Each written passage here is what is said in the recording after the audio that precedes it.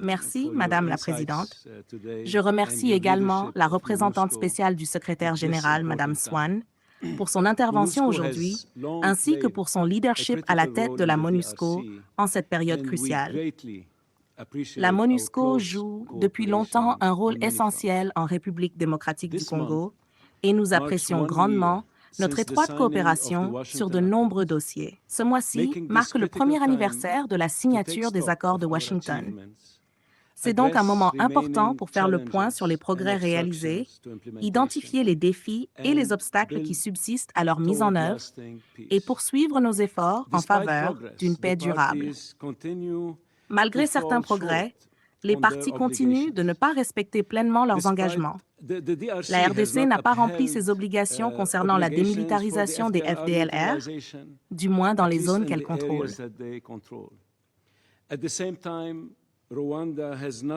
Dans le même temps, le Rwanda n'a pas respecté ses engagements consistant à retirer les forces de défense rwandaises, RDF, et à mettre fin à son soutien au M23. Les avancées sur ces deux points se font attendre depuis trop longtemps. Il ne devrait plus y avoir ni retard ni excuse. Comme nous l'avons démontré, les États-Unis tiendront pour responsables ceux qui entravent la paix dans l'est de la RDC. En mars, nous avons imposé des sanctions contre les RDF pour leur soutien actif, leur entraînement et leur participation au combat aux côtés du M23. Et hier encore, nous avons sanctionné un réseau travaillant en coordination avec le M23 pour faire sortir illégalement des minerais de l'est de la RDC vers le Rwanda.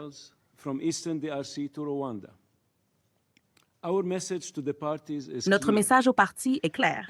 Abandonnez la dangereuse recherche d'une solution militaire à ce conflit et engagez-vous pleinement et immédiatement à mettre en œuvre les cadres de paix convenus.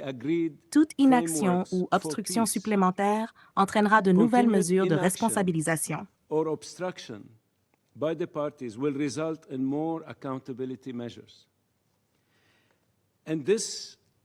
Cette nécessité d'agir en faveur de la paix ne concerne pas uniquement les accords de Washington, mais également les discussions parallèles entre la RDC et le M23 qui se déroulent au Qatar et en Suisse.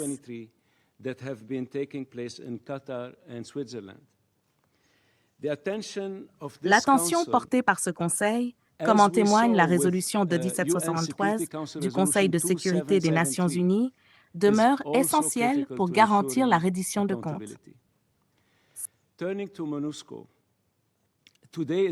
S'agissant de la MONUSCO, aujourd'hui est une occasion importante de reconnaître le rôle essentiel qu'elle joue dans la mise en œuvre des processus de paix. En soutenant le mécanisme conjoint élargi de vérification, EJVM+, la MONUSCO contribue aux efforts de surveillance et de vérification du cessez-le-feu dans l'est de la RDC. Nous soutenons pleinement ces efforts. La MONUSCO a pris toutes les mesures nécessaires pour que les missions de l'EJVM+ soient aussi efficaces que possible.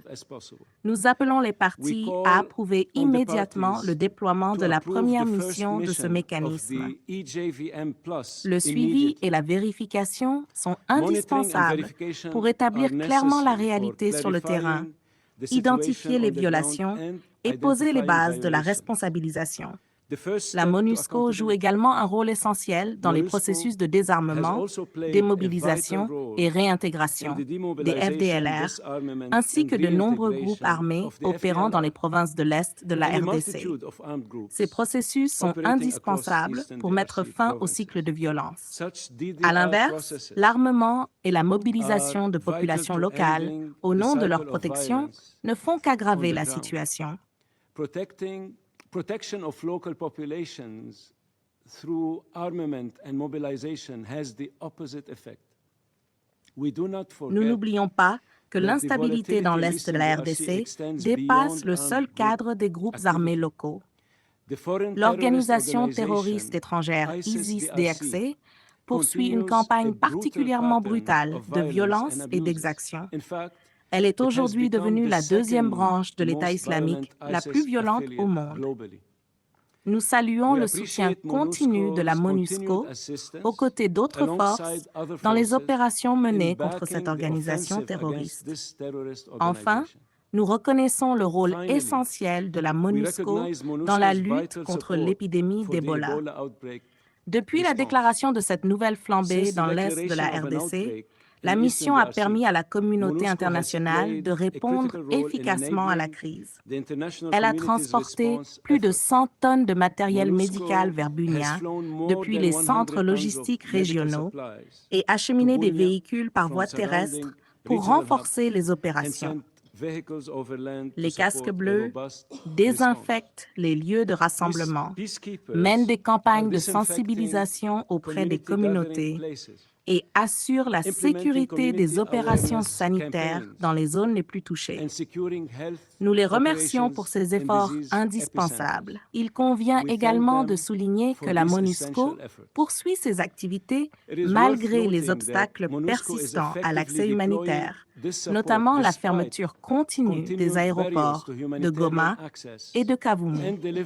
Le soutien constant de la MONUSCO est hautement apprécié, qu'il s'agisse de coordonner les actions entre les organisations humanitaires et les groupes armés, de protéger les personnels de santé et les infrastructures médicales, ou encore d'assurer le transport par hélicoptère pour les évacuations et les livraisons de matériel.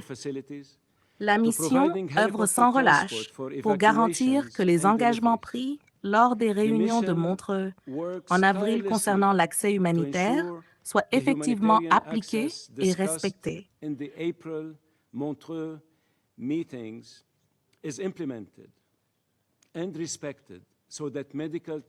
Afin que les équipes médicales et les fournitures puissent circuler librement dans toutes les zones concernées. Nous encourageons la MONUSCO et le gouvernement de la RDC à poursuivre leur coopération afin de promouvoir une meilleure santé, une plus grande sécurité et une prospérité accrue pour le peuple congolais, ainsi que pour l'ensemble de la région. Les États-Unis demeurent pleinement engagés à soutenir les efforts visant à instaurer une paix durable. Je vous remercie.